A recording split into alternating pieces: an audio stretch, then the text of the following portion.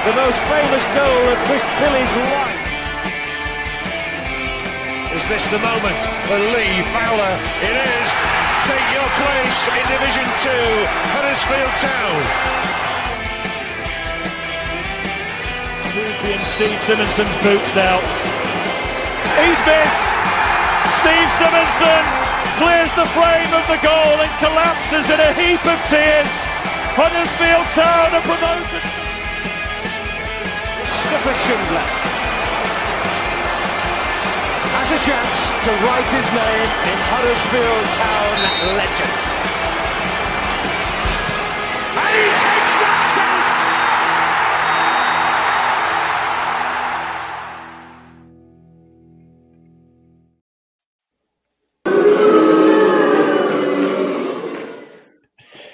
Hello and welcome to episode 99 of the Huddersfield Town social part of the Andy Takes That Chance network after another woeful week in the world of being a Huddersfield Town fan. After Town lose 2-1 to Bolton at home after being 1-0 up with only 3 minutes of the game left. Bolton hadn't won away all season, but if there's one thing you want when you struggle, it's to play good old Charity FC, the club that just keeps on giving. Ryan Ledson said on Sky Sports shortly after that it was all going fine in the second half until Bolton scored. A fitting summary of where we are right now then, when fine seemingly equates to being camped in your own half, only having 2 touches in the opposition box and not registering a single shot on target in the entire second half. The only thing worse than witnessing your side's inevitable collapse in the final moments of the game is having to turn your radio on afterwards and listen to Lee Grant's interview, an A-star performance from the FA School of Coaching Drivel. Calls for Grant out, but who the hell would want to come in? Is it time? Or does he need longer? And would anyone trust the town hierarchy to make a decent appointment? We'll be discussing all tonight, as well as all of your other brilliant questions, of which there are many.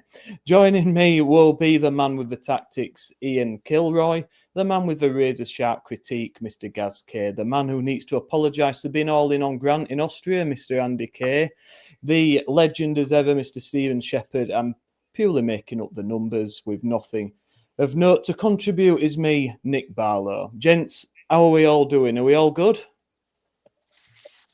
Yeah, all good. Yeah, fantastic. I thought I knew a bit already. I thought I knew a bit by this point. I thought we're all expecting an apology. We all expect, or maybe not an apology, maybe a clarification of where you stand at the moment and how much of a U-turn it is, Mr. K, than where you were. There's no U-turn. Maybe we can revisit this later on in the episode. I am somewhat concerned by the current antics of my favourite human being. But there's no U-turn and I have nothing to apologise for. Why would I apologise for finding a bloke who was a very nice bloke a nice bloke? What am I supposed to do? Go, and actually, you're a tactical absolute idiot that knows nothing about football. How can I base that on the interactions that I had in Austria? And I was 6 pints deep at the time as well. So you've got to bear that in mind. It. Terrier Nigel making his debut. Not tonight, mate. Not tonight. As Andy says, we couldn't afford his fee, but I'm sure he's listening intently in the background.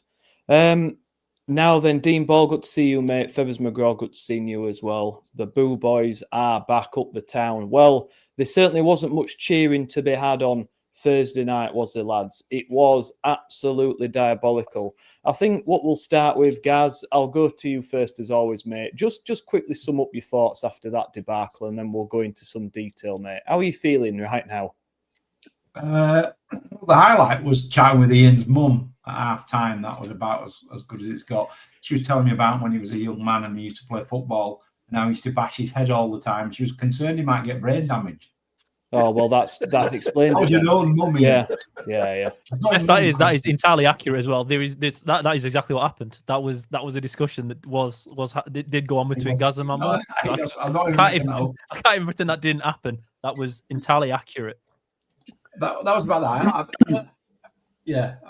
I think we all hoped beyond hope that actually we were going to do what teams who might get promoted normally do, which is a struggling team run into town and you play well enough to take 3 points. But we didn't seem to want to do that, really. I thought we started all right. The game was pretty even, wasn't it, until we scored. I think we caught them out a couple of times, won the ball high up. Alfie Maid had that shot there, Joe Taylor and his plums. And then again, we won the ball back high and Ruskin's corner. Good movement by Castledine there, defender slip, but he made the most of it. It was a decent start, and I thought, well, here we go, maybe. But then I thought Bolton got to grips with our front four, because to start with, they were giving them some problems. And the way we were playing, as pointed out by my mate Ian, we were playing really narrow. It was like we had 3 number 10s, which meant their fullbacks had absolutely acres of space and could go and support 2 really dangerous wingers. I mean, when was the last time you saw a Town player want to get the ball, go wide, take on a fullback and put a decent cross in? It must be lovely to watch, even if they keep getting beat. But that was it, really. I thought he tapered away to no first half. And then second half, I think you have to give Bolton credit. I thought they came out. Schumacher obviously got into him a bit at half time. And Conway and Simons in the centre midfield really got a grip of the game for him. And they seemed to get more dangerous as the half went on. They brought on McAtee, who also added a bit of threat up front for him. But in true Ryan Ledson style, I thought we were probably going to see it out. But wasn't to be, was it? I think the 2 goals that we gave away in stoppage time, I'll let somebody else talk about them. But I'm still, the first one especially, I'm still absolutely fuming about it. I mean, 2 criminal goals to give away against a team that scored 3 goals in 6 so far and hadn't won a game away from home. Yeah, we made them look like world beaters that second half, didn't we? Steve Brailsford, hi chaps. Utter misery here in our household. Yeah, we feel you, mate. We feel you. JXDXCH didn't realise we signed a magician when we signed Ledson. Lad's been invisible most of his time here. Ian, Gaz makes a good point about Bolton. I think we've got to give them a bit of credit as well for a team that's not won away from home all season. They came at us in that second half. But the question is, why didn't we? What is Grant saying to them at half time? Because that performance in the second half was a team that was almost a team that was fighting relegation and just hanging on, clinging on for dear life. What on earth must he be saying to them players, mate? I don't know, Nick. And I think it's a really important thing to know, to see if it's a player issue, if the players are just naturally dropping deeper and dropping the tempo to reserve energy to see a game out, or is it a managerial directive to kind of lift the foot off the gas a bit and be a little bit more defensive? Because if it is that, it's not the bravery that we expected. It's not Northern football that we were told we were getting, because that second half couldn't have been more different than the first half for Town. We were awful. The first half, I thought we were, I wouldn't say great, but I thought we were good. We were professional. We went about it. I like that narrow 3 behind the striker, guys. I talk a lot about it. I think it gives us a different dimension going forward than the old lopsided stuff. And when Schumacher was talking about how Town approached the game in the first half, he said it was a little bit different and it took us a while to get to grips with us. With Ruskin at left back, I thought we just looked good and dangerous, and going forward, we always had a chance of creating something. Whilst there weren't excessive amount of chances for Town, it felt like the game was ours and we were in control of it, and that's fine. That's absolutely fine. But whatever happened at halftime changed the entire outcome of the game. But it wasn't, I don't think it was just halftime. I think the substitutions that we made at the points that we made them also brought extra pressure on ourselves, such as Joe Taylor. For me, I thought he was lazy in the way that he's lazy in the first half, in that he's offside so many times because he's not live in every situation. But his raw pace does threaten people. It scares teams. It creates, again, a different dimension. But when you swap him for Dion Charles, straight away, it didn't look like we were going to have the ball upfield at all at any moment after that going forward. There's all sorts of tactical issues in that second half that just made it get worse and worse and worse and worse. But it did start, like you say, Nick, from that 45th minute. As soon as we started, it just looked totally different. You do get that. 1-0 up at home against a big team like Bolton, when they're coming, they're going to have a decent go at you. Of course they are. But it was just inexcusable how bad that is. And when the club talk about being rebuilt, and you see how that game went in that second half, the players visibly have similar issues from what they've had for a couple of seasons. I don't know how that can be the case when we've got 14 new signings or whatever it is this season. But we all knew in that stadium what was going to happen in that game. I know guys are saying we looked like we were going to see it out because, we got to 92nd, 93rd minute before it became a bit of an issue. But it was no surprise. It was no surprise whatsoever to any Town fan by the time the full-time whistle went, how that game ended, because we have seen it for far too long. It's ridiculous how familiar this feels to me, in that I didn't think we could do it as ridiculously as we have done it. But lo and behold, Town have somehow managed to shoot himself in the foot. And that's what it feels like to me. It doesn't feel so much that Bolton adapted what they did to really put pressure on us. They did. Schumacher did absolutely do things a little bit different, such as Dalby coming on at the end, who I think's a cracking striker for what it's worth. But it's more that the way we went about our business was so different that we basically gifted them the win for me. And that's unacceptable. That's unacceptable from every side of the equation. And that's what we'll probably get into throughout this.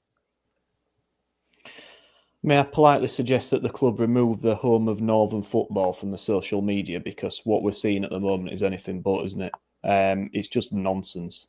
Andy, we started off pretty well, mate, didn't we? This is the ironic part. We started off very similar to Bradford away, mate. We started off well, decent pressure. As you say, May has that shot, really unlucky because it just rebounds off Taylor from that corner. And it's looking good when Ruskin delivers the ball in and Castledine heads in after their defender slips. He leaves him open and it's a good header in, mate. At that point, we're thinking, well, we've had 9 days to work on things. Obviously, he's got into them and we're looking really good at this point, aren't we? Well, I'll be honest. I was in South Stand and I was getting a bit grumpy with it. I wasn't happy at all. Yeah, we scored after 7 minutes, but Bolton had a hell of a lot of the ball in that before that, and they just seemed to just drop into nice patterns, doing what they do, moving it around. And yeah, we were working hard. Yeah, we did put them under some pressure, but I'll be honest, it pissed me off. We're the home team, and we were surrendering possession to them. It felt like we weren't trying to impose any sort of style on the game up until the point when we scored. So I'm the whole 90 minutes was shite for me. Never mind this. Oh, we did all right because we scored in the first 7. I weren't happy with it at all. We've got to set out and go, right, we're the team that's home. We're going to set out and we're going to play the way that we want to play. And to gift them as much possession as we did, and the number of times that, I mean, Ruskin had an absolute belter of a game. The number of times we got exposed down that side in the first by that what's it called, Cozy Dewberry. What a player he is as well. But I thought he did a good job on him. But at one point, and I'm not the tactical guy. I'm here for shits and giggles out of me. I've got no tactical input at all. But I did notice something that at one point we had a break, and it was a similar pattern that passed on all the way through the game. We had a breakout, and there were 4 players that we managed to get up to sort of like the 18-yard area, and the other 6 were still behind the halfway line. So how on earth are we being a dominant home side playing Northern football when he's only committing 4 players forward? And that happened several times throughout the game, it seemed to me anyway.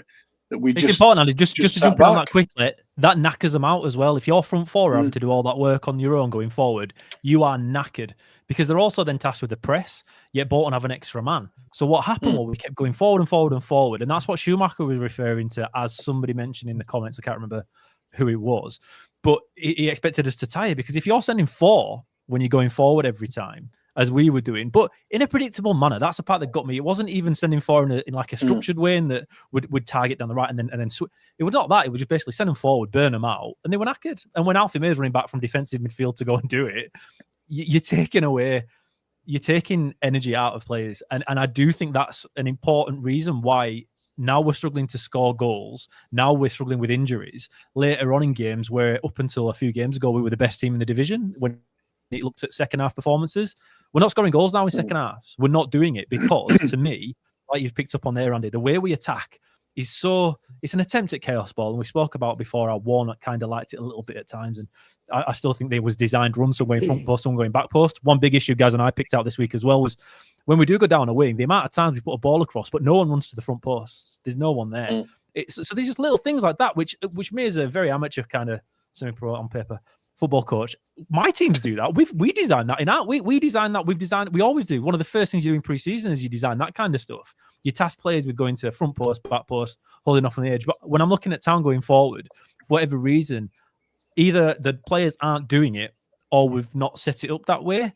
But the way the energy is taken out of our attackers on that counter-attacking attempt, and like you say, I think it's a big issue and another reason why we're struggling to score goals. I don't think it's the only one. I think the midfield too have a big say in that as well, because they offer next to zero support in basically any way we try and attack and go forward. And that's in regards to being in there in person or being able to play that decisive pass, because I don't think they can do that either. But there's a real issue there, and I think that's something that not a lot of people have picked up on, but it is definitely for me a huge problem. Well, one of the problems is, Ian, with that, it's Joe Taylor out there with ball. Now, I appreciate that the central man will get involved in that, but every time it's Joe Taylor running wide, trying to cross it in. There's nobody there because he should be there. The central striker should be in that box when the ball comes in, and he's wide right, crossing it in, and there's nobody there.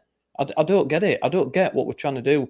Andy, I think you're right, mate. And I think it's an indictment of where we are right now that actually I wasn't too disheartened with that opening 20 minutes, but purely because the first halves have been shite. And compared to that, we've had a few corners, haven't we? And we've scored a goal. So actually, compared to previous performances, I'm actually quite content with that.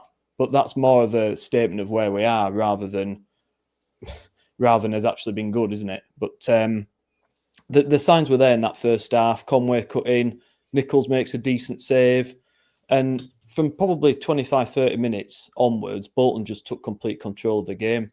And Nichols makes a really good save from force, I think, in that first half as well with his legs. I mean, we should be going in 1-1 at the very least.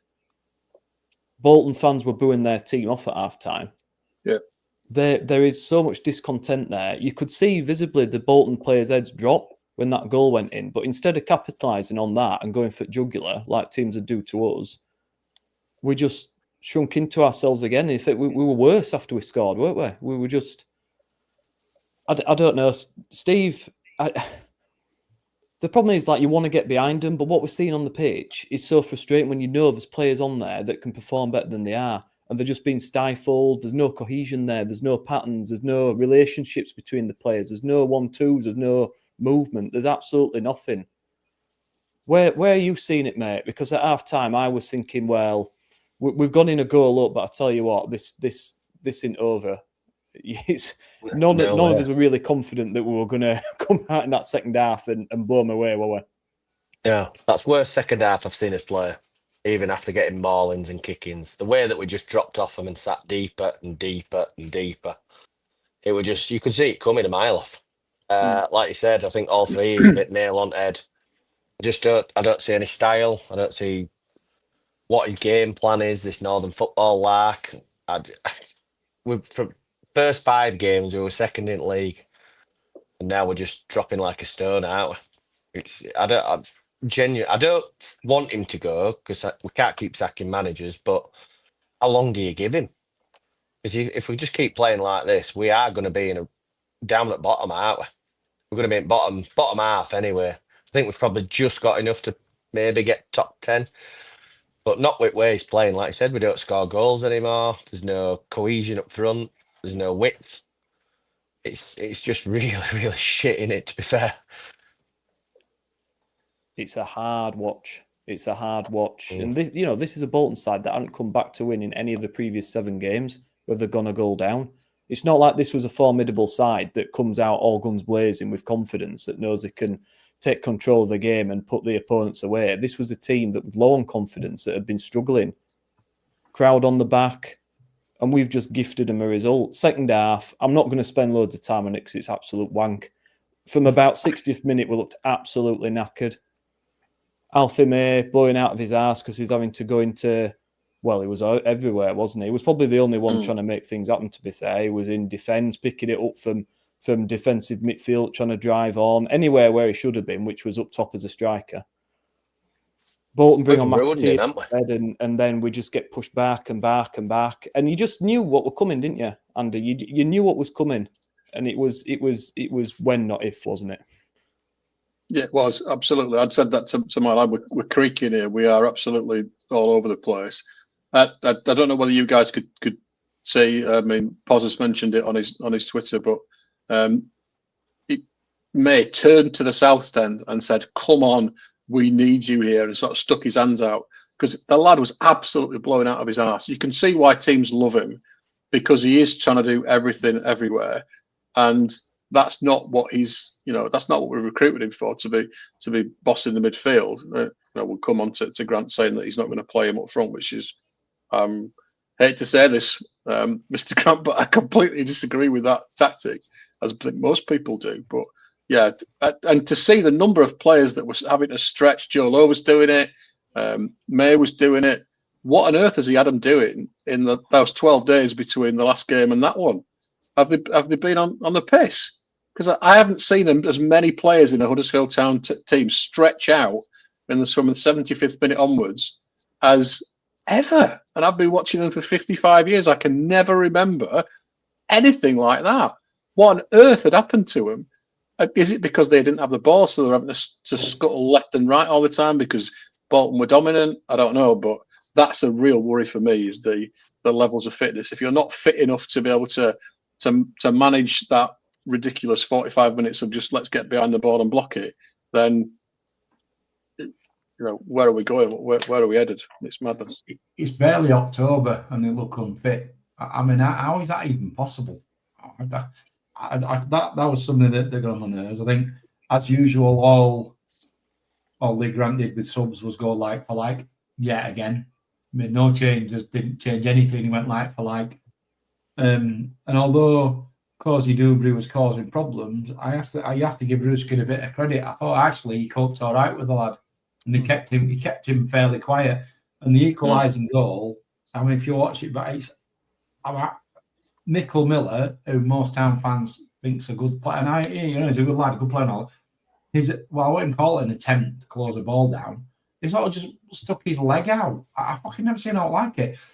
And yet another team who, from the bench, bring a 6'4" bruiser on and chuck him up top and say to guys, stick it into the back post for that lad. Yet we still continue not to have that option or try and make that option in a game. And once he scored, there was only one thing going to happen then. Once he scored, it was obvious what was coming next. And, it's a great header. You have to give the lad his due. He really out-muscles Feeney, and it's a brilliant header back across. But, I've said, I don't know how many times, how easy a Town to cross the ball against. Like, we're not asked. We'll stick it in, but we'll just head it away. And you can't continue to do that. So I think the second goal was criminal, but the first one was the one that really did me, because it was the one that let them back. Once they scored, they were always going to go on and win. Well, you can't even say we're knackered at that point for the first goal, though, because Mikel Miller, like you say, Gaz, he's following the run initially, and then Kasuma was with him. And Mikel Miller should have done better. He should have done better. He's only just come on, so he's not knackered. The substitutions killed us. The substitutions for the entire game killed us, in that as soon as he takes Taylor off, Charles doesn't give you that same kind of threat that even when Taylor's not fantastic, and he's not been like that for ages for us, he removes that option, and I think it relieves the pressure and it gives Bolton a bit of a lift up. I don't really need to talk about Wiles so much. I don't think that one mattered as much as it does. But Harness comes on. He's not defensively great. He's not put the work in that kind of way either. You've taken off Castledan and Wiles, but Ruskin's the main one, like you say, with Dubry. Guys, he kept him quiet. Ruskin kept him quiet all game, and he was always a danger player. And I know Ruskin was tough, but you have to understand when you're making substitutions, it's not like you say just like for like. It's the knock-on effect. It's if we take Ruskin off and we go with is it Rowan it was Rowan that wasn't it that came on? He's not been great recently. He's not been great recently. Oh, Ian's gone. He's that angry. He's just exploded. He's just his internet's packed in. The thing is, with 7 children on Animal Crossing. Thing is, Bolton bring on attackers to bolster their attack, and we weaken our defence, and then we wonder why we're conceding goals late on. It was shocking. I agree, Gaz. That were criminal. Mikel Miller, he ain't fit, is it? Bloke wants to hide. He didn't want to touch ball.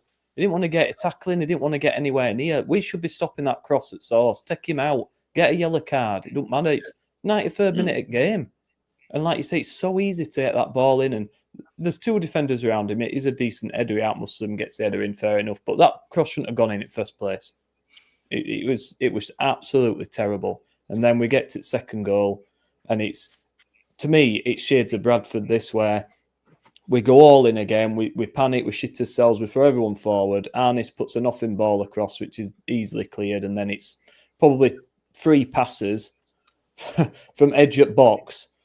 Bloke gets put through, and Nichols makes a save, but it's too much power on it, and it goes in. A little bit fortunate maybe with that, but But the He's defenders are absolutely horrendous. criminal. The defenders are like at Stockport, low. That ball's played in that lap, and Lowe just turns after and back off. Yeah. Fucking once Rowan gets there, they either go and challenge, either go and help Rowan or go with Dewberry. He does neither. They fucking don't close him down and he don't go to Dewberry. I don't know what he was doing. And Rowan just fucking wiped the bloke out. He does nothing, guys. I was going to say that. Rowan, he did absolutely grab nothing. His arm, fucking twist him. Do anything you want. Whatever you do, don't let him play that ball inside. And it was so easy for him. As you said, Nick, 2 passes and he smashed it in the back of the goal. And by the way, I think you're being kind on Nichols. I thought it was a weak as fuck that. He should be saving that. He got a full hand on it. It should be around the post. But yeah, Lowe, I can see why Wickham binned him, honestly. He just backs off. Now, whether that's under instruction, I'll say this again, is he being instructed? If you're last man or you're one of two, you back off to the edge of the 18-yard box to give people a chance to catch up and try and make numbers. I don't really know. But he just backed and backed and backed. And then what made it worse was when he decided to stop backing off, he didn't know. He didn't either close a man down or go with a runner. It was pathetic. Honest for me, I was disappointed.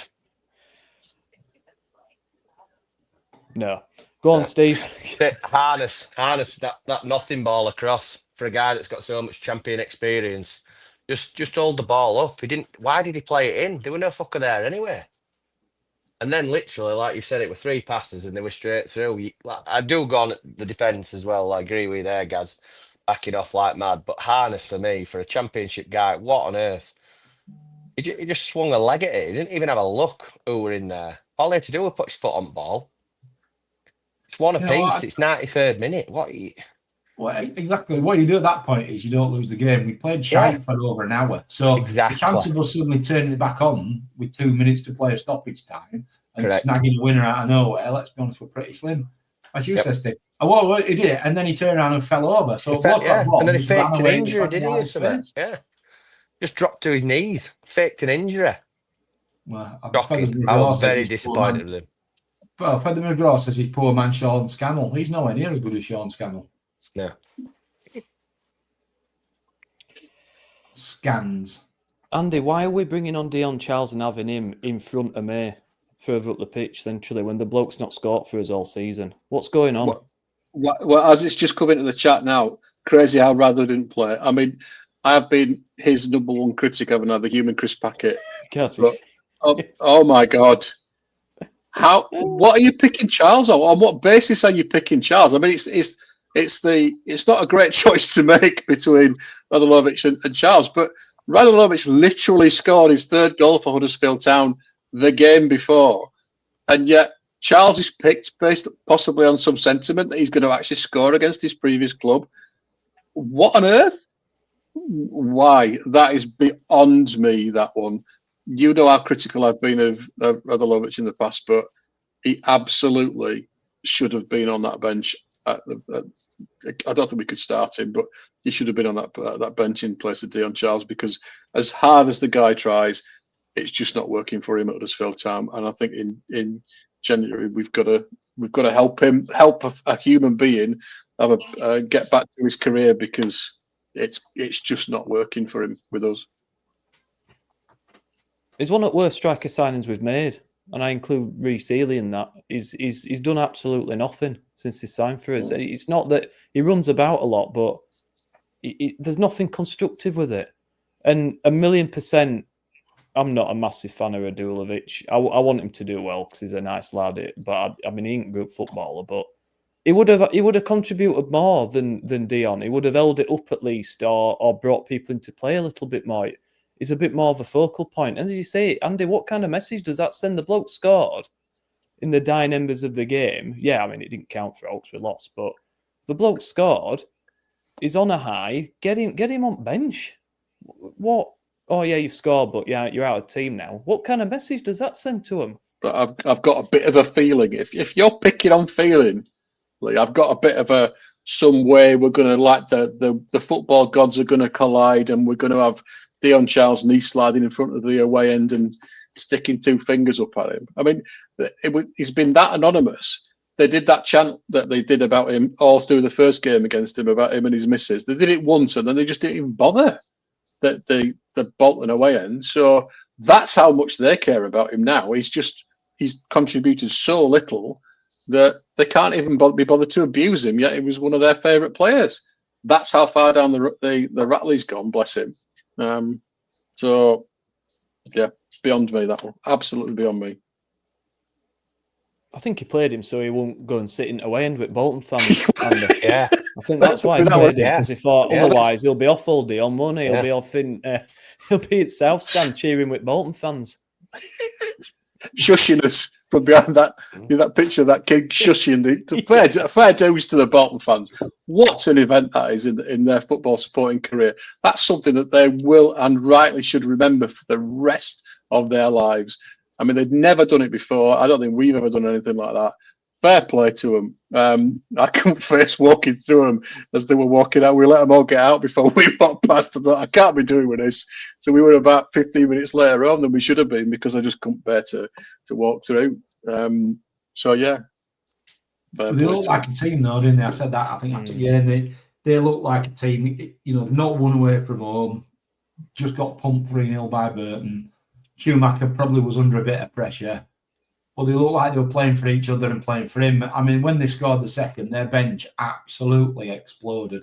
It did, didn't it? Yeah. Absolutely. And obviously, and as you say, I mean, the limbs in their end were, I mean, I was really, you have to be jealous, don't you? You wouldn't mind being in one of them moments, would you? But they never looked, never looked like a team that didn't believe in each other, and never looked like a team that didn't know what they were meant to be doing.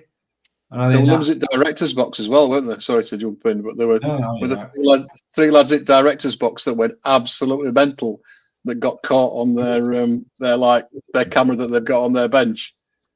Fair play. Fair play. You're never going to forget that, are you? So good luck to them. I don't think we've ever done it, have we? I don't think we'll be doing it anytime soon. But it shows what, if you keep believing in yourselves and you keep going, anything can happen. It's not over till it's over, is it? And there's a lesson there. They deserved it that second half. That's worst I've seen us play. That we just sat so deep, just capitulated. Unbelievable. Let's read some stats from it, shall we? XG from open play. Yes, Town, please. 0.07 to Bolton's 2.16. Second half, we had an overall XG of 0.02. Bolton had 26 touches in our box. We only had 9, and only 2 in the second half, in the entire second half. They had more accurate passes, more accurate crosses, more aerial duels won. Successful dribbles, we had 1 compared to Bolton's 11. 1 successful dribble all game. We're not getting on the ball. Everyone's scared. Nobody's willing to stand up and be counted, get on the ball, drive forward. The only person that does try and get on and move forward a bit is Kasumu, but he can't pass it. He just passes to opposition. So Ryan Ledson, he might as well not be here. I don't know. He's been a massive letdown for me. I don't know what anyone else thinks, but the bloke just goes missing. I'm expecting a bit of the general in there, a bit of a mad dog, aggressive, going in with tackles, breaking play up, being a bit all over the place. Do you know what I mean? Instead, it's like bloody Scooby-Doo and Fred peels the mask off and it's Alex Pritchard with bloody high-rise shoes on. He's offered absolutely nothing since he's been here. First 2 games, he looked all right. I didn't think that's not enough, Steve. I agree. Captain, I know. I'll admit, I stuck up for him first 2 games. I thought he were going to be a decent signing. But ever since then, he's another one that's just down tools. He's just here for money. Just another harness, isn't it? But I think that a lot of these new signings need digging out. If we keep going on, I'm a big one that fires into Wiles left, right, and centre. But I'd have Wiles. I'd go back to last year's 3 when Kane's fit again and just sack them off. Just say, sit on bench, lads. You've offered fuck all season. Big money signings, championship experience, all this shite. It's not worked, has it? Just go back to what happened last year under Duffball. That worked, Kasumu, Kane and Wiles. Until they earned the spot, they've been awful signings, all of them. Apart from Castledine, young lad, that's it, innit? Other 2 Villa lads, flashes in pan. So we've had all these decent signings and none of them's produced, have they? And yet we've got young talent like Ash here. Yeah, we didn't get a look in. Scored some decent goals, aggressive. Just who you need when you're trying to get back in a game. Don't bloody play him, does he? Nope. Yeah, it's pretty dire. And I'm just going to touch on Lee Grant's interview as well. Oh, Ian's back with us, hopefully, as well. He's having internet problems. But I was pissed off when I listened to this interview. And maybe I was just seething in the moment. I don't know. But I picked out a couple of things here. He's saying players wanted to win too much. Well, this talk of psychology and players are scared and they want it too much, but they didn't want to go forward. Well, it's not exactly the burnabout there, is it? It's not like Celtic at home where it's an absolutely vociferous atmosphere. Everyone's ready to jump on anybody that makes a mistake. I know there's some boos and groans, but it's the least intimidating atmosphere you'll ever see in football at Town. I don't understand that at all. Players want it to win too much. Well, if you want to win, you get it forward and you try and score some goals. You don't just sit back trying to defend for 70 minutes. And then if asked if May should play as a number 9 as a striker where he's supposed to play, he just said, no. Oh, all right then. All right, Lee. Brilliant. He's only been the main man. Even in Birmingham where he wasn't played as a striker all season, he still contributed. He's still that, but that was in a completely different setup with better players. Every other time he's played as a striker, he's absolutely smashed it. He scored goals for fun. But we're better than that, aren't we? We think we stick him at 10, and he's brilliant. I mean, even Birmingham fans said, you play him as a 10, you'll get no out of him. I think he were more wide for them. He said it's terrible. And he's just been completely stifled. But it's so worrying that he's just unwilling to change. He's rigid to this formation. He's rigid to his ideas. And usually managers that don't want to change, it only ends one way, doesn't it? I was ready to pull my hair out. Well, and my eyeballs out listening to that fucking dribble after the game. I mean, I don't. And I know he said it before about his interviews are not the most inspiring, but can you imagine? Is there anyone that lads in changing room don't get excited and revved up for a second half for that kind of fucking nonsense? The players wanted to win too much. Well, they don't like it to me. They came away from what they want to be. What does that mean? Footballers. They come away from being footballers. I mean, to be honest, he might have a point there for about 60 minutes. They're all like, they haven't got a clue how to play football, so he might be right.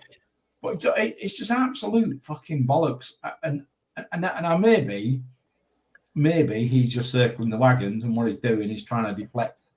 And maybe in the changing room he lays it out as it is. But the fact he said he needed several days to think about it and work out what went wrong. I'm like, mate, I can tell you in about 40 seconds. I've just watched it. Surely you've seen what we've seen, and you don't need to go away and analyse it. But when you see Ledson on Sky Sports, almost smirking about the result, almost smirking about the fact we were nearly there, and almost gone to plan.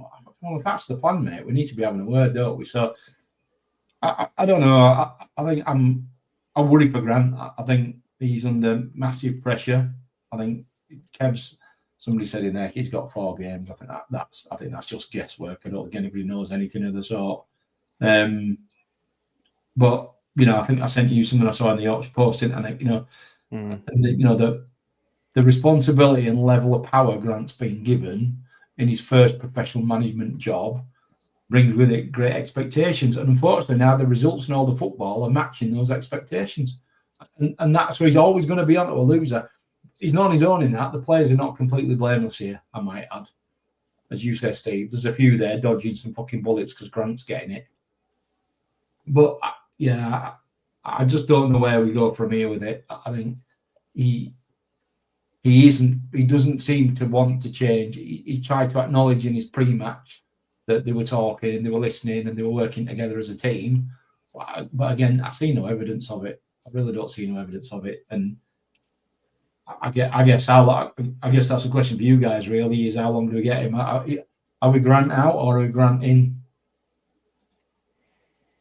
And he's not Grant out, look. I'm not Grant out. No. He could take his shit in and be that, he won't be Grant out. He's just a very nice man. Well, who else is going to come to Town? There's 2 questions there. Are we Grant out? No, I'm not. Not yet. How long has he got? 3 games, I think. because we've got Wickham, which is like a daft. Well, if we weren't going to London for the weekend, I wouldn't be going to, but we are. So we're all going. And then he's got Bolton, and then he's got who have we got home? Is it Plymouth or somebody on the 8th? Plymouth at home. So he needs to be unbeaten in those 3 games with 2 wins, in my view, to retain his job. I don't think Kev will give any more than that, because that would be 10, a period of what, something like 1 or 2 games, win 1 in 10, and I don't think Kev will have that. But we'll see. Oh, it's Bolton in FA Cup, so that might be a free hit.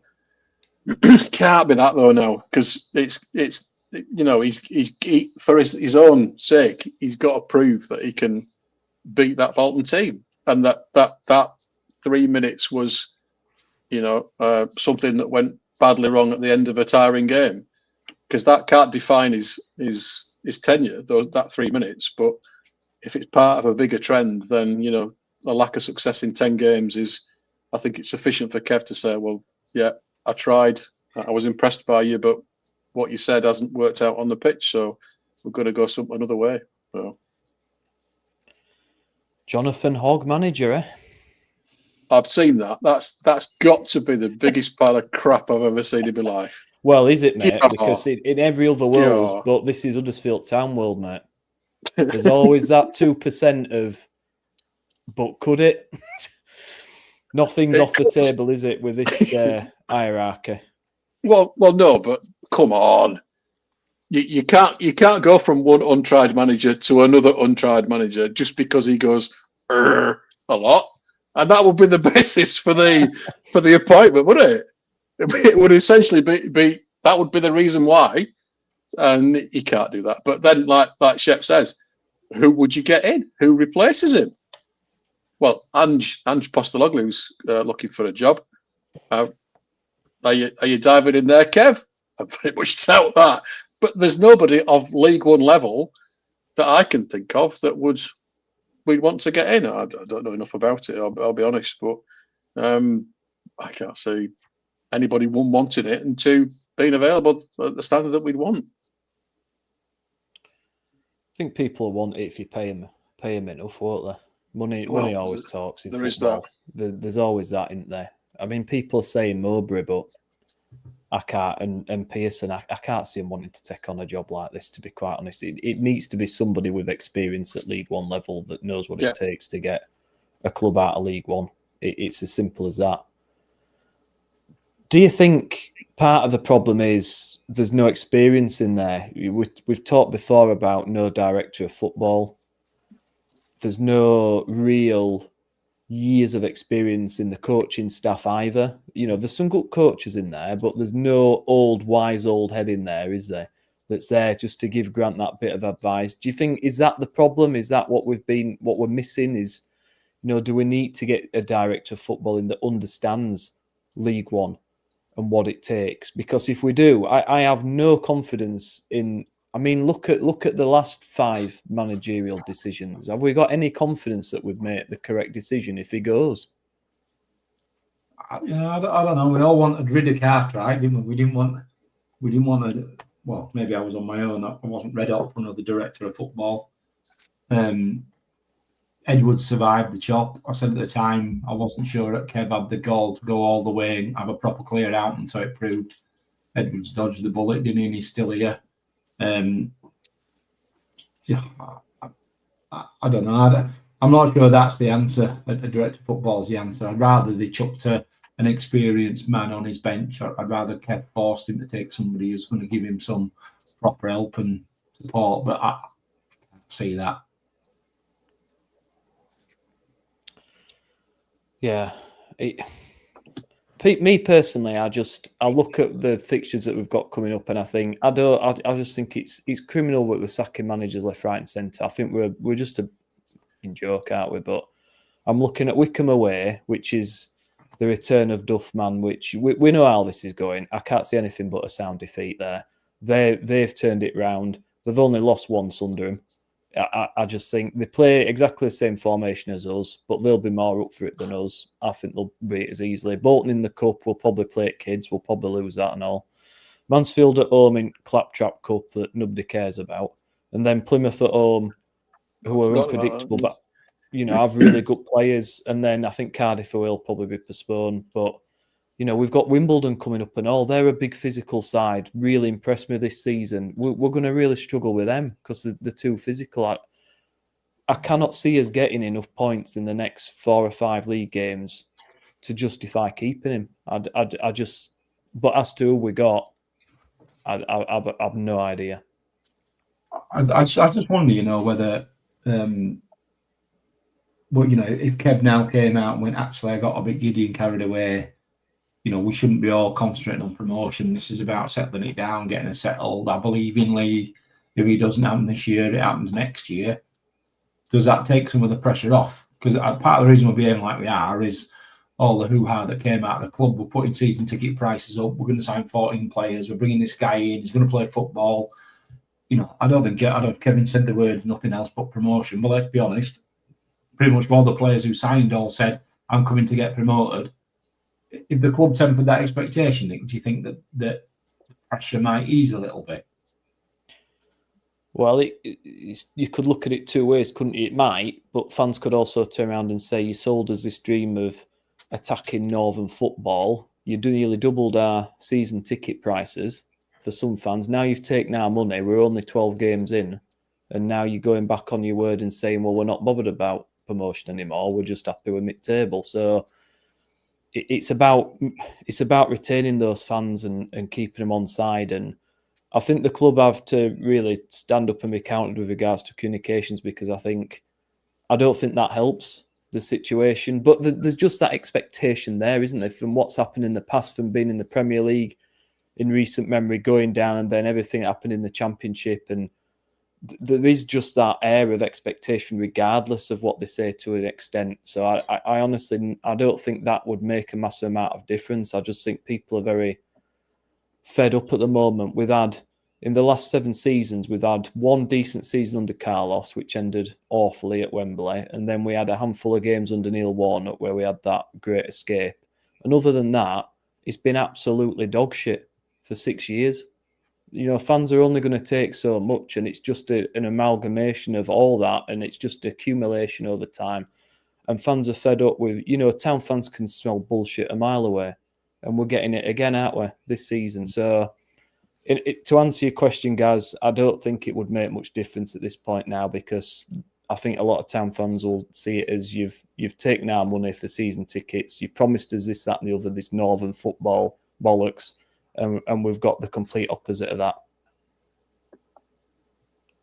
I think the pressure's on Grant regardless, and I just think putting a rookie manager, absolutely no experience in management, putting him in charge of a team that is expected to get promotion, playoffs absolute minimum, is putting him in a really difficult situation. And not only that, but giving him complete autonomy over everything.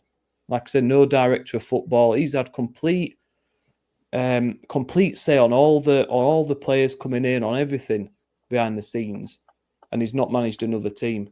That's a massive risk.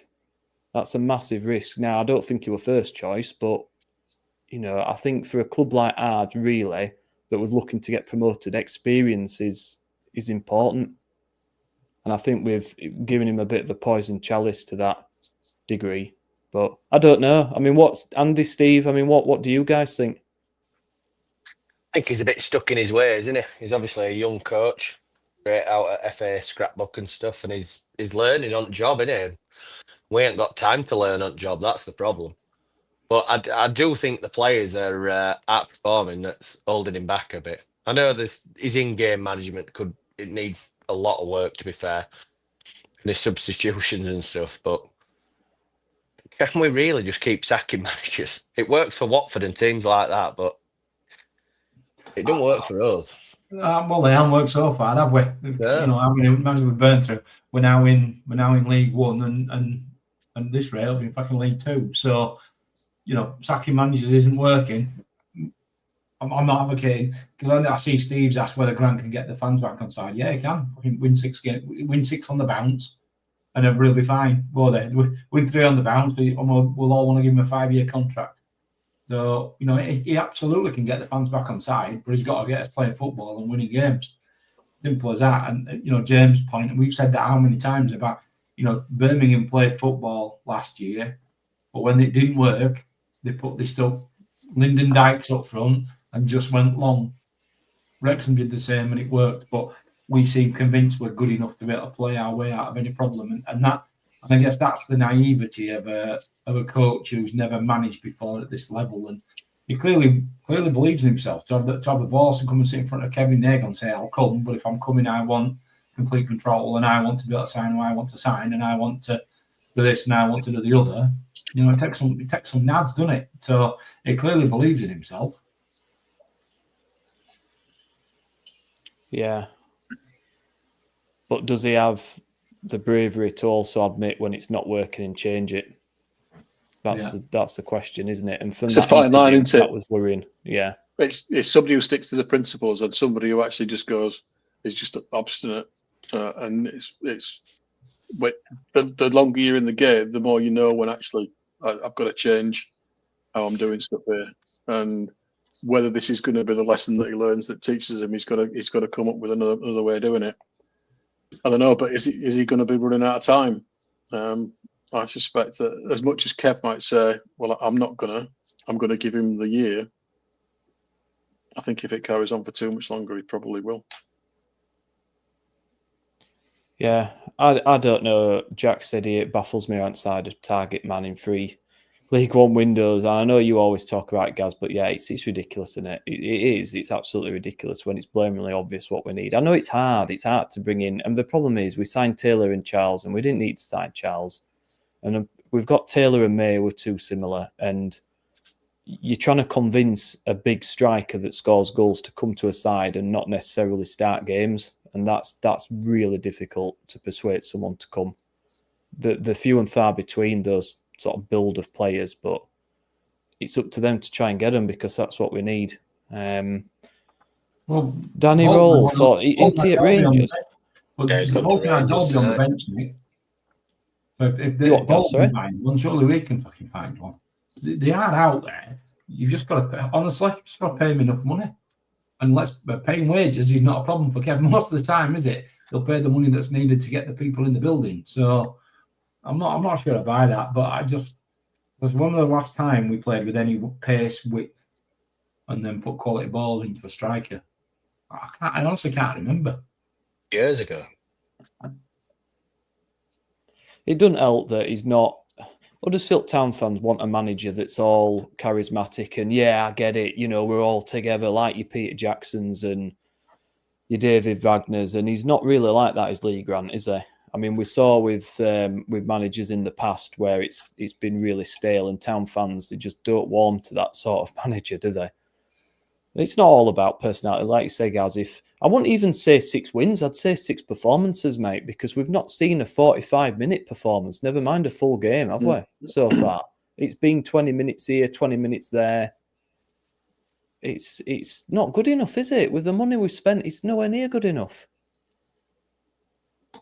But, right, guys, we're going to get onto your questions and your comments now because I think we've waffled on enough. Andy takes that chance. Is that real Burberry? It is real Burberry, mate. And Gaz normally rips the piss out of my style, and I'm very impressed with that guy's restraint tonight. But we've got some comments here about Lee Grant. So Ian Preston says, Grant has not connected with the fans, and his post-match robotic corporate speak only alienates him further. And that's what we've been talking about in it, this FA coaching manual waffle, that he's not really saying anything at all, is there, of any substance. It's, like I say, Town fans can sense bullshit from a mile away. And it's certainly, where they're watching it, mate. You don't need to tell us how it's going. We can tell you that. D5RSS, not going to connect with fans when you lose against the likes of Bradford. Well, yes, I mean, that was absolutely shambolic. Steve G, think about the promise made by Grant of fast, high-intensity football played on the front foot. He absolutely hoodwinked Nagle with what his style was to be, telling Kevin Nagle that the reason the fans didn't celebrate Duff's 15-game unbeaten run was due to not playing Northern football.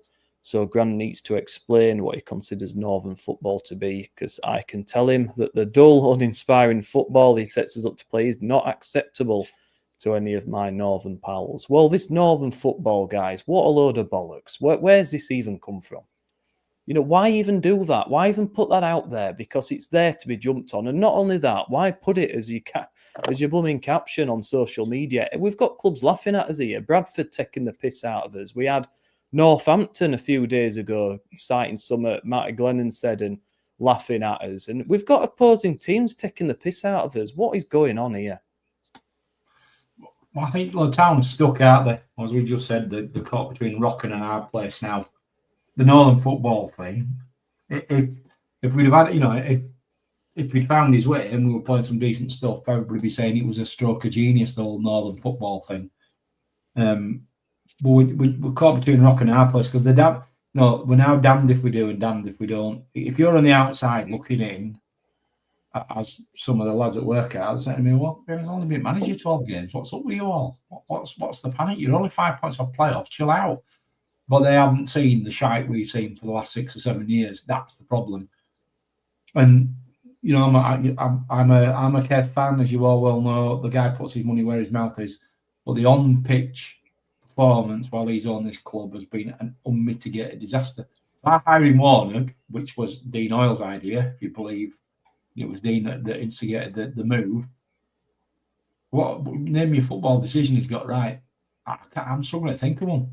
Genuinely, be that a player signing, a management signing, a backroom staff signing, a senior management in the club signing. I'm struggling to think of one he's got right. And yet he's getting so much right off the pitch. But it means now, I know I'm repeating what a lot of people are saying on social media, but it means now. But when you're not winning games and you're not playing football, it means now, does it? That's the biggest problem, isn't it? He doesn't know football, does he? He's more bothered about having all these partners and hey dude and fucking Greg's or whatever now next one is. It's like everything's about monopolising and getting money into the club. But when you're pissing it up against a wall and sacking managers and signing championship crippled players, he needs somebody there that knows football and to stop wasting his money. Because this is just going to carry on and it's going to hurt the club for, like Gaz said, I keep going back to it. We could be in this league for decades. It's frightening. We're just wasting money. Yeah. We won't, mate. We won't. We'll be in League 2 soon. Well, yeah. I'm not being funny, but that's what they're good at, though. That's what Kev's good at. He's good at marketing. He's good at real estate. He's good at developing infrastructures. That's brilliant. That's why he's so successful. But that's all the business side of things. But on the pitch, that's the problem. And that's why I'm thinking maybe a director of football, somebody that understands League One specifically and what it takes to have that focal point of information would not go amiss. Because I think the things that Kev does know and that he's got have been brilliant. You know, some of the developments of the stadium, the H-Town have been brilliant. The massive scoreboard so we can see us concede goals on widescreen. Fantastic. But when it comes to the actual football side of things, as Gaz says, it all counts for naught. Because if people are coming, leaving pissed off, they're not going to come back.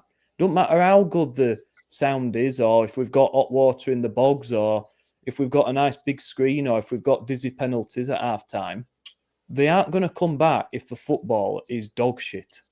And it's been awful for years. And it's exactly the same. I think Jed said it's last year all over again. It's exactly the same pattern of early promise, but ultimate disappointment. And fans, you know, there's a core group of maybe 8,000, if you're lucky, that will always, you know, idiots like us that always trail down. But all the others, no, they're going to need convincing. And what we're seeing isn't good enough. Oh, it's depressing, isn't it? PMH, why does he have to stick to the 4-2-3-1 formation for every minute of every game? Andy, your thoughts on this, mate? I mean, is he adapting enough in game? Is he changing things around? We don't have to stick to this formation, do we? Why not chuck two up top occasionally? I think that's the way that he's decided that he wants to play. The changes that he'll make will be in personnel, not in style. And that is he's like, I think about where was it? Reading away. We were 0-0 to the 70th minute. He brings on 2 like-for-like substitutions, improves the team because of the substitutions, and that's the bit. The bench was the big factor in making us a stronger team earlier in the season, and that was what he wanted to do. And that we run out winning 2-0 there. So I think the injuries have affected him in that extent that the quality isn't really there. Look at Dion Charles on the bench. There's Dan Vost on the bench on Thursday night. That's not the quality of bench that we've had earlier on in the season. But I think he's always going to be sticking to that because that's the way that he plays. Now, whether that's the right thing to do, whether he should be sticking 2 up top, you'd hope so. But Taylor and May can't be that 2 up top because are they too similar? I don't know. But you'd probably want a target man and then a little fella running off it with either Taylor or May. So I don't see him changing it. He's just going to keep. He said he was learning. He was learning about the players. I gave him the credit for that. I think he's learnt now, and he might have to go. That didn't work because you can't have 6 defensive players as we had against Bolton.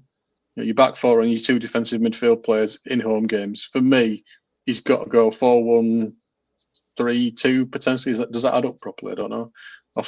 Just 1 defensive midfielder. 5 defenders should be sufficient in most League One games at home. 6 if you include goalkeeper. That should be enough. We've got to be much more positive on the front foot at home. Away from home, you can argue there's a chance of messing about with formations to achieve a result against a particular style of team. But it's too defensive at home for me, and that's when people will start to switch off. Would you want to go and watch 6 defenders turning out for Huddersfield Town every other Saturday afternoon? People are going to vote with their feet. So he's got to play the brand of Northern football that we've had the T-shirts for. But he's been doing it by substitution. But now I think the message is clear. With what he's got available at the minute, that's not the right formation to play. So I think he's got to change it. You're absolutely spot on, Andy. We're at home against Burton Albion and we're playing exactly the same 2 defensive midfielders. People talk about double pivots and all that. Pivots my ass. We're playing with 2 defensive midfielders at home against Burton Albion with a back 4. Yep. Why? Why are we doing that? We don't need to do that. We should be way more progressive than that. And it's dire, it's dour, it's boring. Where's this attacking, free-flowing football that we were promised? It's non-existent. And again, is that in the setup? Joshy says, should we go to a back 3 of Watmore, Lowe and Feeney? I think 3-5-2, suit this side. We've got players for that. I mean, Gaz, I don't want to say put old Radders up top with me with that little and large. Could we see that? But 3-5-2 to me, I think could potentially work. It'd give us some width at least, wouldn't it? Miller can play wing back. Gooch can play wing back. Sorensen can play wing back. Ruskin can play wing back. We'd actually have some genuine width for once. My only worry really is who you're going to play as the other. So I think Watmore, I saw did the half-time draw on Thursday, so I'm hoping he's going to be. Is he on the grass, as we say now? Is he anywhere near? But for me, Lowe needs to come out. I've not been impressed with Lowe over the last 3 or 4 games. I thought Feeney played quite well on Thursday. I thought he was the pick of the defenders, really, the centre halves, even though he got out jumped for the goal. But we need to try and do something to try and give us something that's going to attack. This is a piece of piss for the opposition coaches, especially experienced ones, isn't it? How Grant's going to set up. Well, you've got to try and work out who's fit, and then know that after 75 minutes we're going to be bollocksed. It's not. We're not making it hard for opposition coaches, are we? Like you saying, you can fuck about with it when you're away from home as well, can't you? If you go 5-3-2, you can go 5-3-2 or 3-5-2, whichever suits. But he needs to try. So I'm not sure he will try anything different. I don't see that coming. And in his mind, he's bought a bunch of players who can play 4-2-3-1. I don't think he sees them players playing in much of a different formation. Yeah. Des says, why the fuck does he keep playing Alfie May in midfield? Well, we've already talked about that. I don't know. $10 million question. I don't know. It was the answer. It was a response to the question on Radio Leeds that concerned me when he just battered it away and said, "Oh no, why?" I don't. It'd be nice to have an explanation as to why one of the best strikers in the league's not playing as a striker when we need goals. Goals have dried up. Well, I wonder why. Fuck it. We could sign Mbappe and we'd play him at bloody centre back, wouldn't we? This club, it just beggars belief. He's all action, Nick. That's all. He's the only player in the entire squad who's all action. That's the reason he's playing him in there, because he thinks his energy will transmit and he'll make things happen. I just want him up front. I want him playing off the back of centre halves, trying to get onto the fucking balls we put into the box. That's what the bloke's good at. I mean, in fairness, he's probably better than most of the others in most of the other positions he's playing in, which is the irony. He's probably a better centre midfielder than the centre midfielders we've got. But that's not what we signed him for. Paying him whatever we're paying him, championship wages. That's fucking madness. And I think for the first time, that was probably the first flicker of annoyance by Grant at being questioned. First time he's reacted in any way, isn't it, to a direct question about a player or a situation like that. Didn't have that answer in FA book, did they? Or to fuck Alfie May. Yeah. Any other club in League One, he starts as a striker. 100%. 100%. But we have to do it different, don't we? For some reason.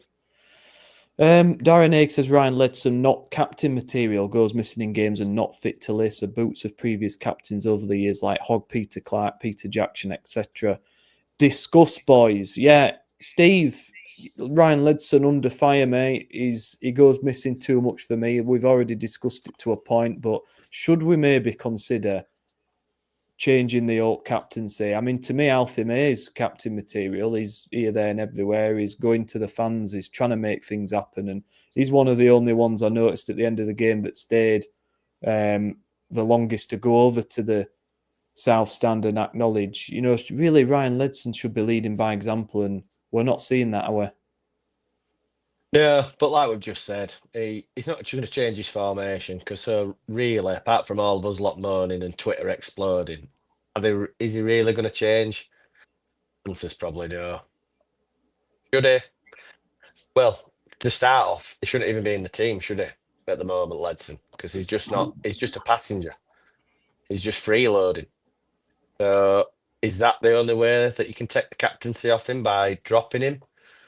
But I just don't know. I can't see him changing. He's just too.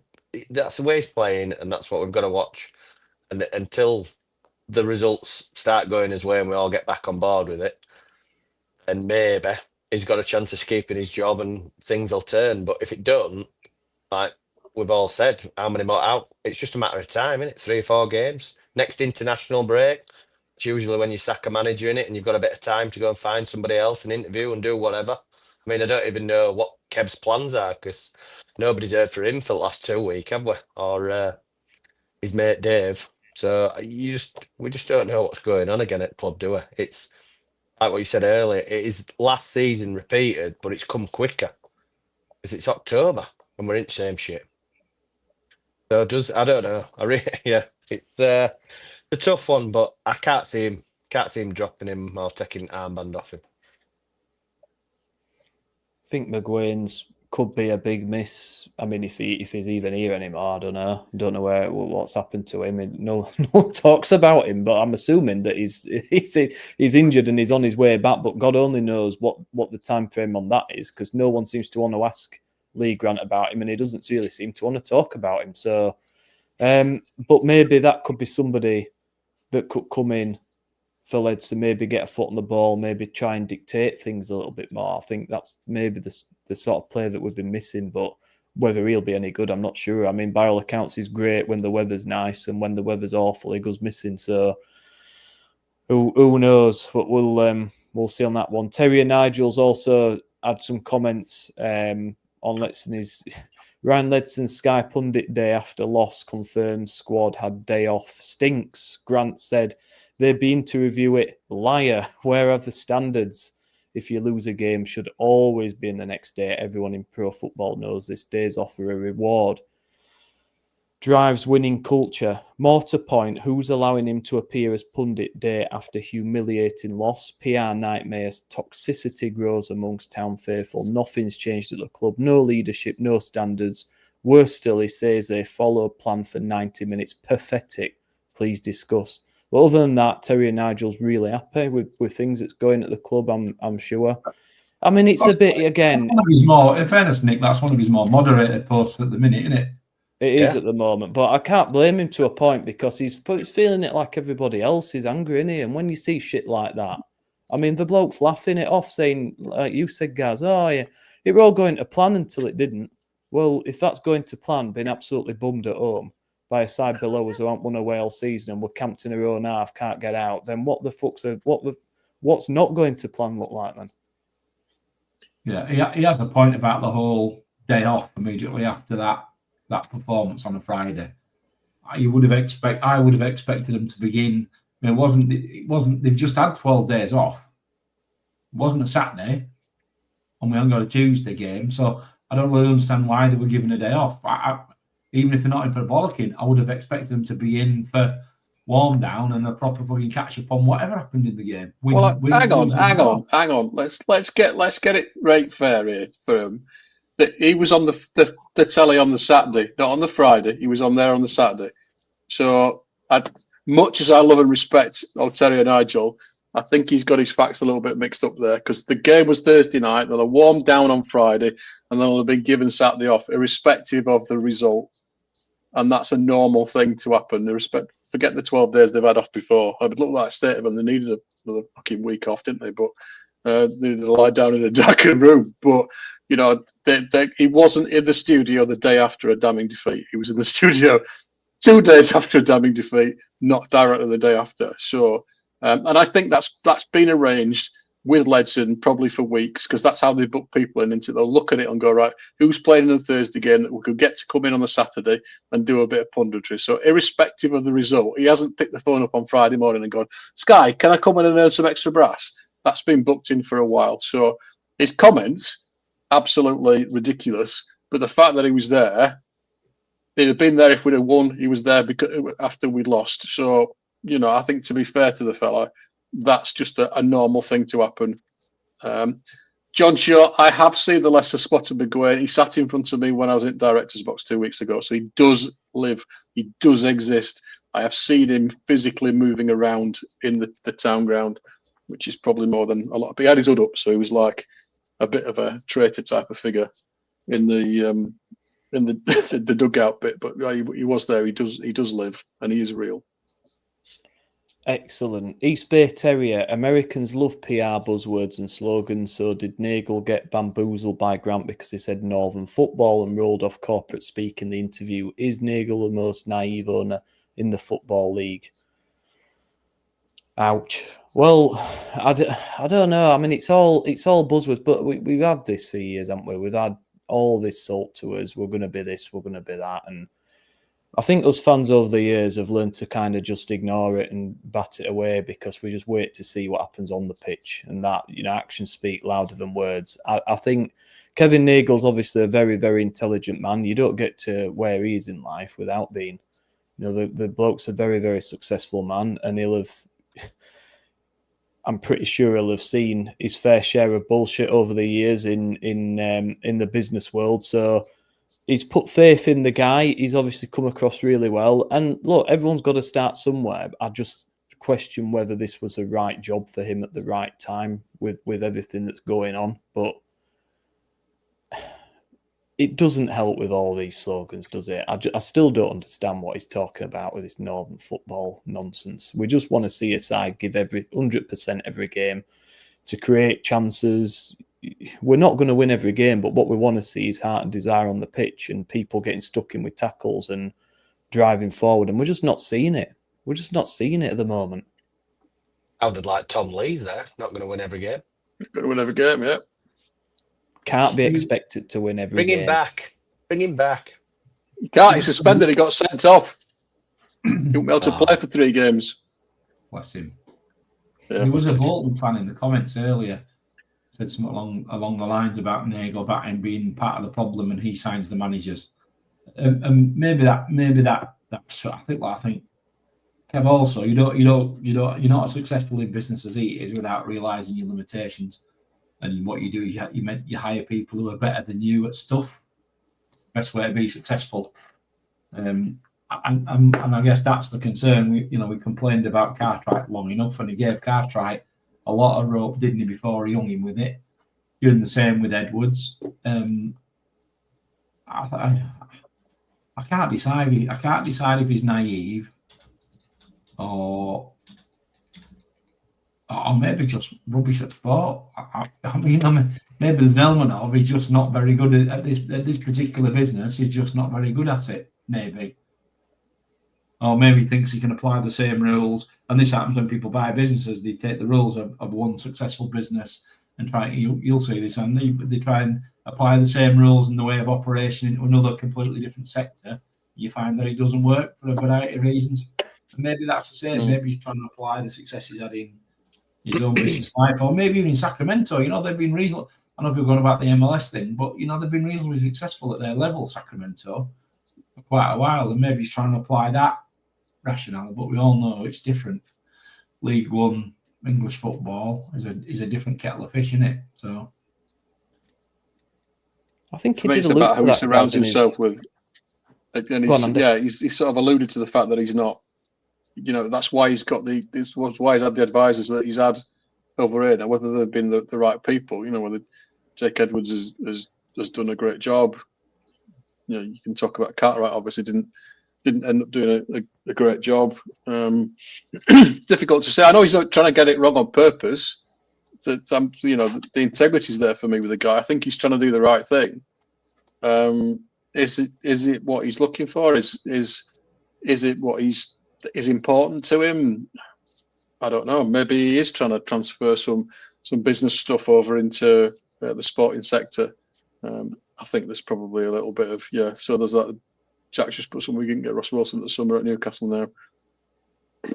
Well, we were happy enough, weren't we, with whoever was doing the signing over the summer when we got 14 players in and we were going well. So, and that was only about 6 weeks ago. It's one of them, isn't it? I genuinely don't know whether he's naive or not. I don't think you can become a billionaire by being naive, but that's in a different sphere, as Gaz has said. So it's difficult to know what to do for the best. But I think he needs a bit more advice and guidance than he's possibly getting. So I think we need to bring a director of football in. But who already is paid for all these consultants and advisors, remember, that we were talking about 6 months ago? Paid a lot of money to them. So, who are they? Is there any transparency? Don't go back to them for this year then, obviously. Because, like you say, I agree. I think Jake's done a good job. It brings in loads of extra income through all these partners that we get a new one every week, don't we? So he's doing his side of the business right. But like we said before, who were these advisors and stuff? All this money that he'd spent on, nobody has a clue. Are they Americans? Are they English? You just don't have no idea. So hopefully, like you say, he's a billionaire. He knows what he's on about. So hopefully he's not going to go back to that consultancy group to find out his next manager if he pulls trigger. But no, it's not looking good at the moment, is it really, the football side of it? No. Aylesford Lee says, what would a director of football have done differently? The signings all made good sense at the time. Like you were saying, Andy, the manager project, whatever it is, needs more time. If we see no improvement in the next quarter, time for action. Problem is, if you were to pull the trigger, do you get a manager in end of November where they've got a month to sort of bed in and then going into the transfer window? If you change a manager after the transfer window, then you're not really leaving them much room to... They can't bring in their own players. They can't. It's a bit stifled, isn't it? So it's a question of do we stick or twist? Do we keep him for the season? And like you say, Gaz, accept that all likelihood is we won't make the playoffs. But hopefully he can rebuild again. Like he can build on it again over the summer and kick on again and be better. Or do we just accept that it's probably not going to work and do it in November and get someone else in with more experience that could do it this season? I guess that's the question, isn't it? I think we can see Warnock in the comments.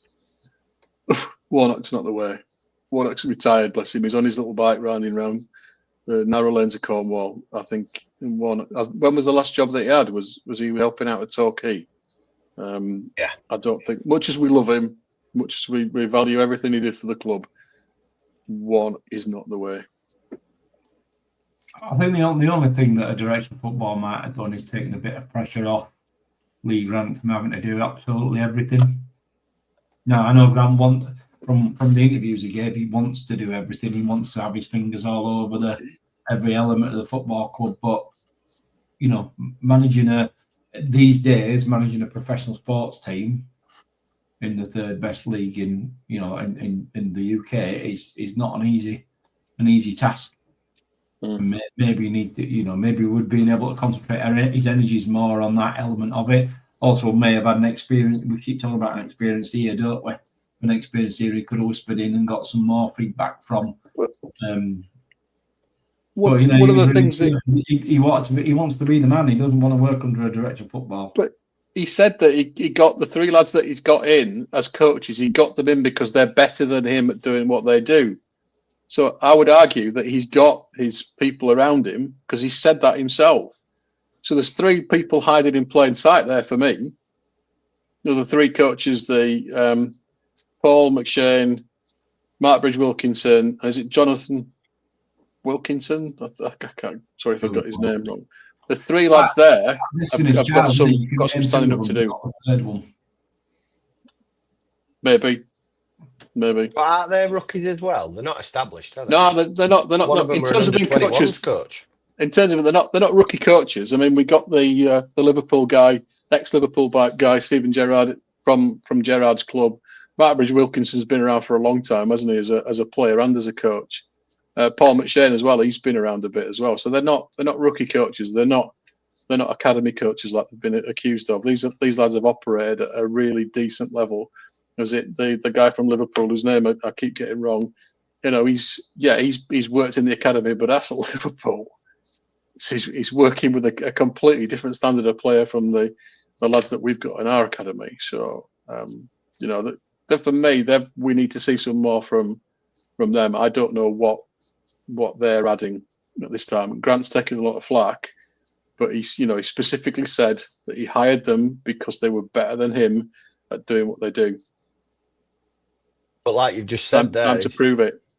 If he's coming down from Liverpool's under-21s, he's playing with a load of 18-year-old, 19-year-olds that play on nice pitches and play football.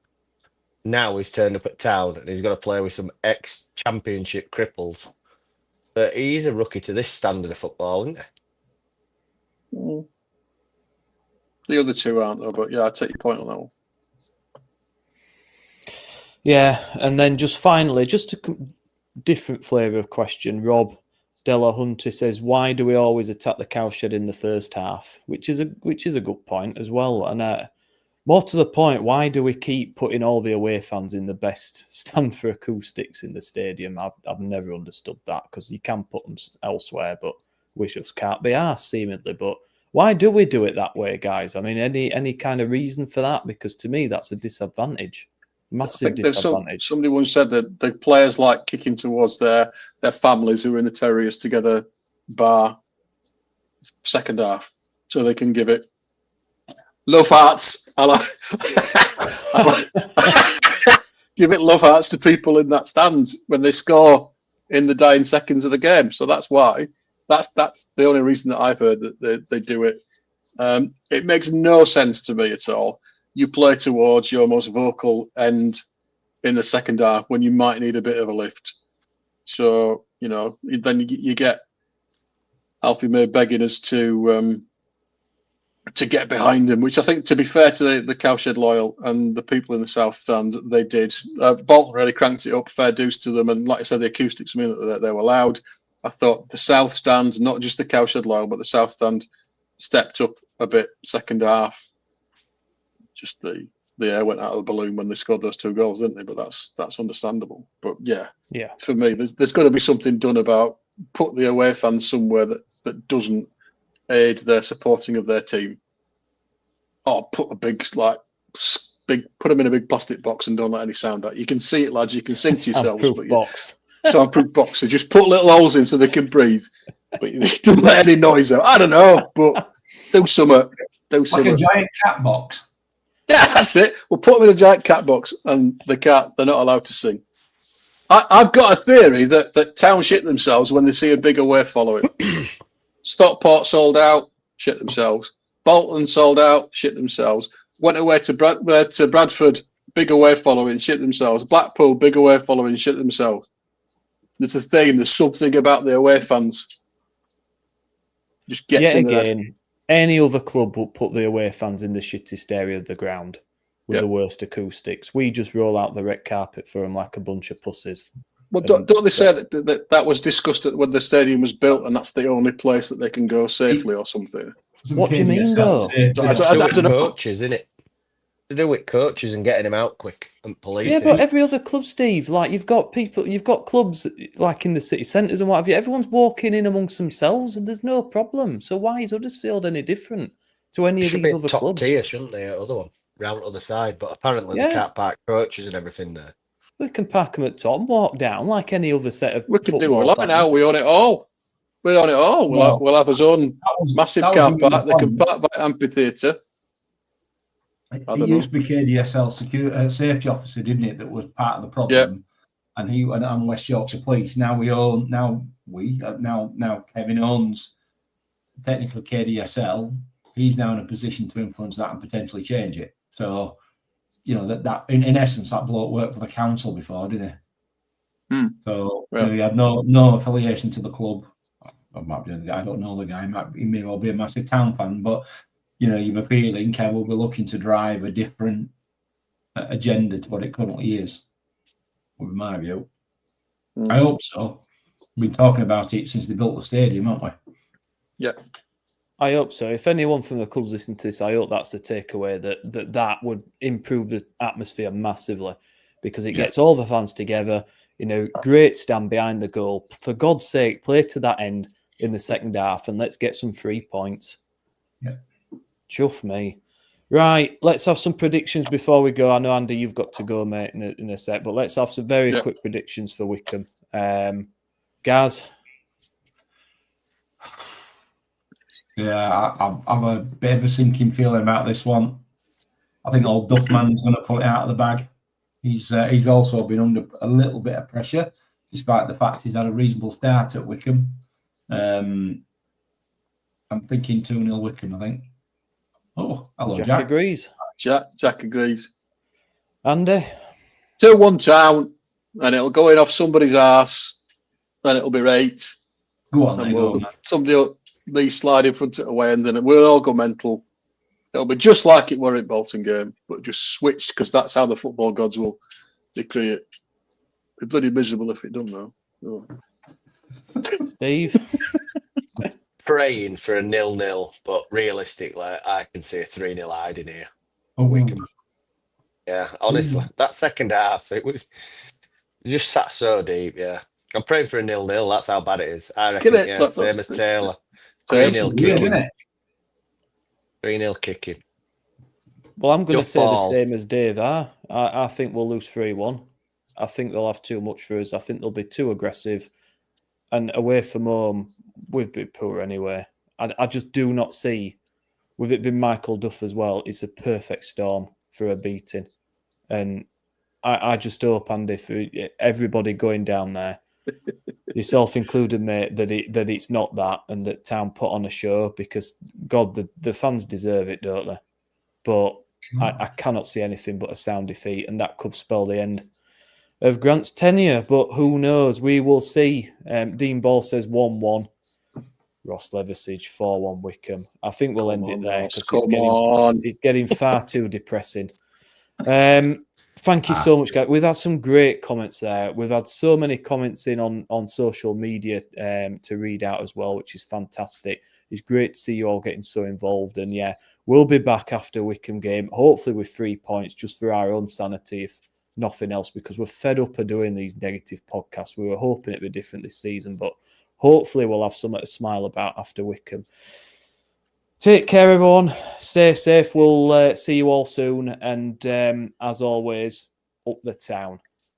Up the town.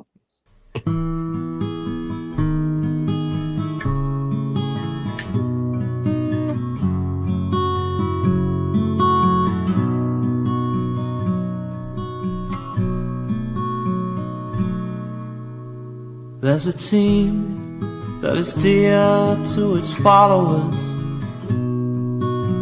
The colours are bright blue and white. They're a team of renown, and they're the pride of the town. And the game of football is their delight. And all the while upon the field of play, thousands loudly cheer them on the way.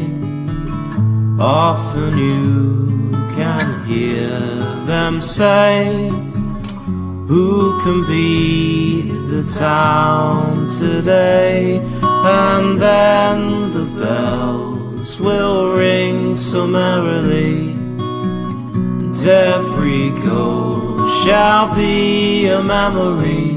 So town, play up and bring that cup back to Huddersfield. So town, play up and bring the cup